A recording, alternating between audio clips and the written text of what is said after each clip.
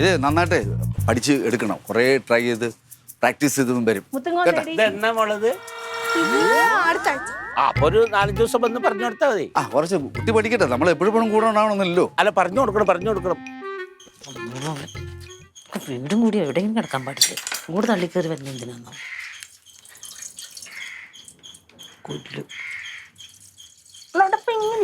വിളിച്ചോന്നു വിളിച്ചില്ലേ? പോട്ടെ.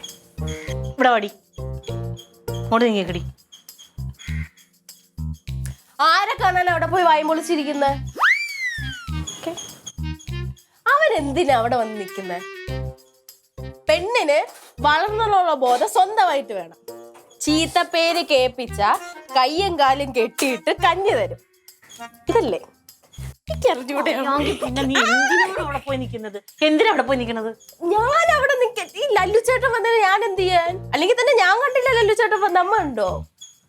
അയ്യോ, അവിടെ ഉണ്ടായിരുന്നു. രണ്ടു വന്ന് അവിടെ നിൽക്കണ എന്റെ മോള് കണ്ടില്ലേ? പിന്നെ ഇപ്പൊ ലല്ലുച്ചേന്റെ കാര്യം പറഞ്ഞ എന്തിനാ? അല്ല, വന്നത് കൊണ്ടായിരിക്കുമല്ലോ എന്നെ ഇവിടെ വിളിച്ചത്. ഒരുപാട് അഭിനയിക്കല്ലേ മുത്തേ, ഒരുപാട് അഭിനയിക്കല്ലേ. ഈ വഴിയൊക്കെ വന്നവളാ ഞാൻ, കേട്ടോ. അല്ല ഞാനല്ലേ, അമ്മയ്ക്ക് അറിഞ്ഞൂടെ എന്നെ? നീ ആയതുകൊണ്ടാ അതിന്റെ കുഴപ്പം.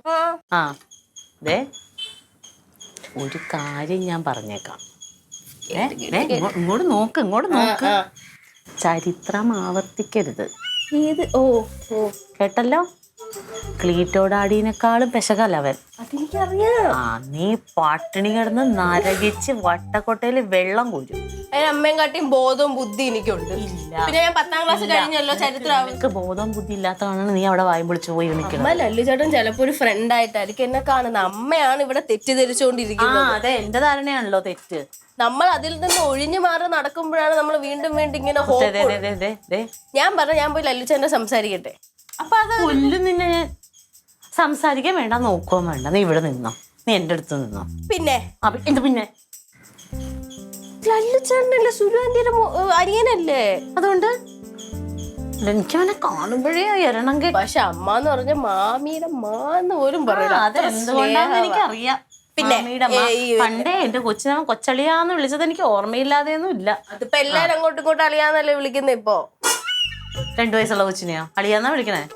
ഫ്രണ്ട്സ് ഒക്കെ അങ്ങോട്ടും ഇങ്ങോട്ടും അളിയാന്നല്ലേ വിളിക്കുന്നത്. അമ്മ ചുമ്മാ ഇരുന്ന് ഇങ്ങനെ ആരെന്ന് അയച്ച ചായ അത് അവർക്ക് കൊടുക്കട്ടെ. ചായ കൊടുക്കാനായിട്ട് ചായ തിളക്കണം.